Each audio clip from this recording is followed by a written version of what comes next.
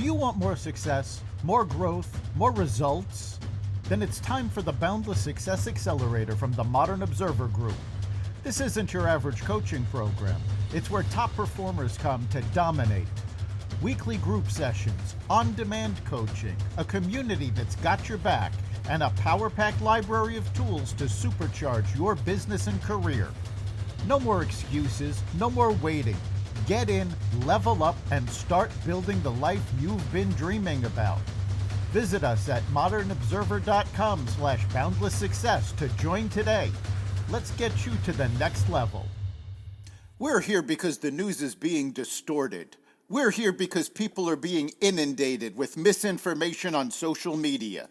We're here because people are being judged guilty until proven innocent. We are fighting back with facts. This is not a safe zone, so buckle up, Buttercup. This is the raw, naked truth.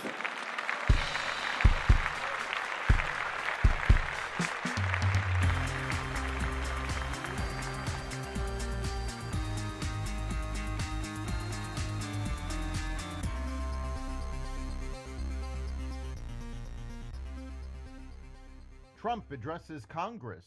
Ukraine ready to come back to the negotiating table. Blackrock buys Panama Canal ports, and more. Welcome to the Raw Naked Truth. I'm your host, Eric Lopkin, and here's the news you need to know.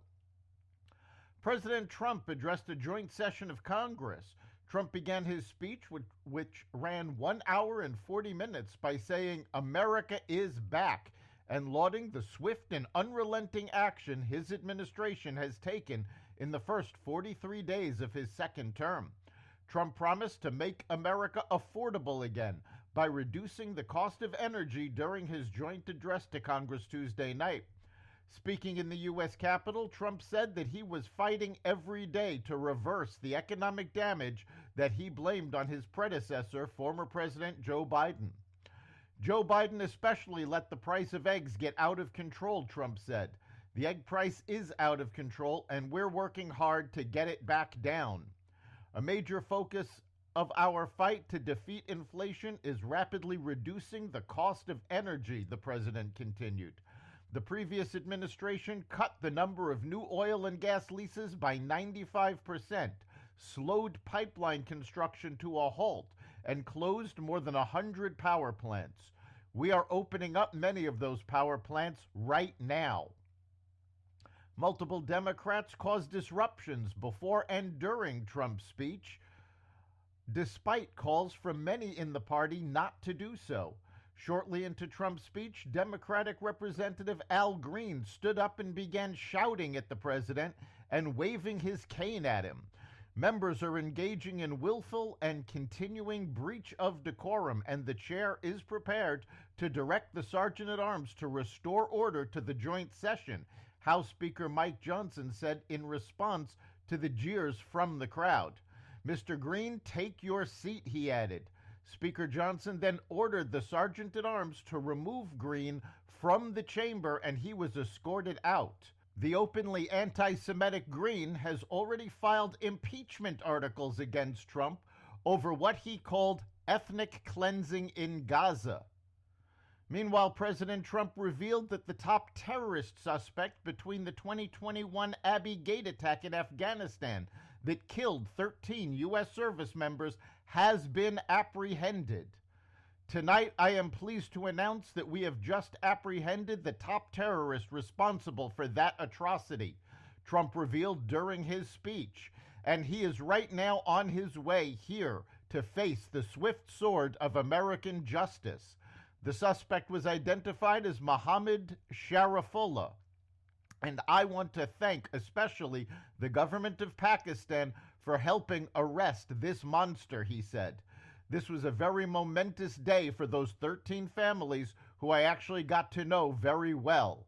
The Biden administration's chaotic withdrawal from Afghanistan led to the deaths of 13 U.S. service members, 11 Marines, 1 Navy corpsman, and 1 sailor defending the Kabul airport, while hundreds of Americans and tens of thousands of Afghan allies were left in the country under Taliban rule.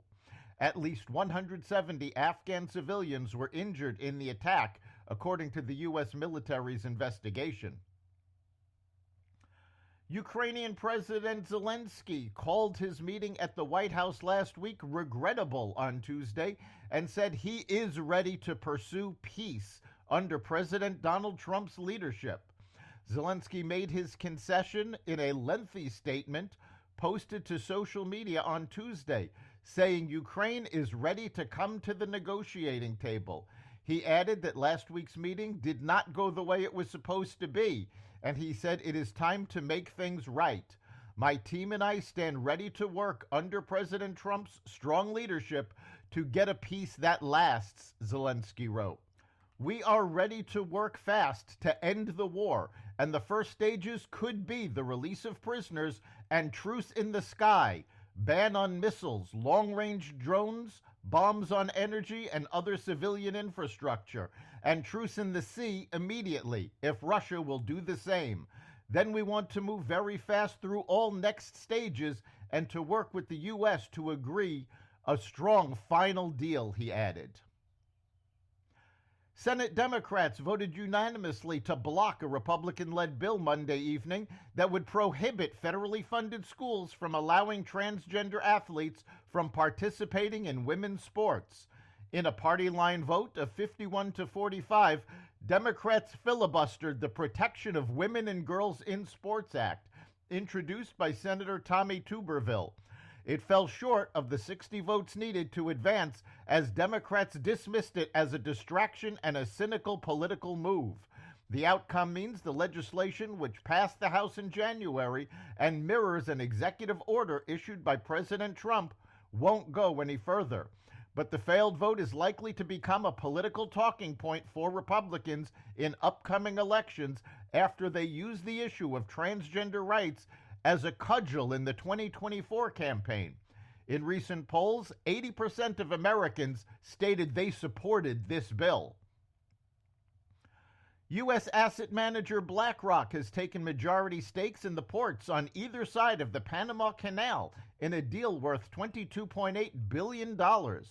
BlackRock's acquisition brings the ports on both sides of the Panama Canal under U.S. control and removes them from the control of C.K. Hutchinson Holdings, a Hong Kong-based company in China.